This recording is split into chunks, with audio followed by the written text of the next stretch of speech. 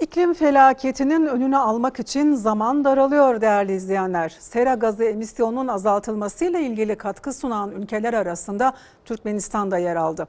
Türkmenistan Devlet Başkan Yardımcısı Serdar Berdimuhamedov ülkesinin kilit sektörlerde 2030 yılına kadar sera gazı emisyonlarını azaltacağını söyledi. Birleşmiş Milletler İklim Konferansı'na Türkmenistan'dan Devlet Başkan Yardımcısı Serdar Berdimuhamedov başkanlığında bir heyet katıldı. Serdar Berdimuhamedov burada yaptığı konuşmada Türkmenistan'ın ekonominin kilit sektörlerinde 2030 yılına kadar sera gazı emisyonlarını azaltma taahhüdünde bulunduğunu hatırlattı.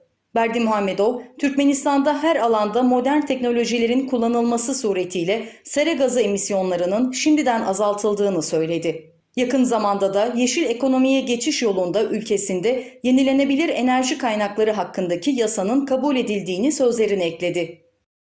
Türkmenistan, Birleşmiş Milletler İklim Değişikliği Çerçeve Sözleşmesi'ni, Kyoto Protokolünü ve Paris Anlaşması'nı onaylayarak gelecek kuşaklara daha yaşanılabilir bir dünya bırakmak amacıyla bu alandaki yükümlülüklerini yerine getiriyor.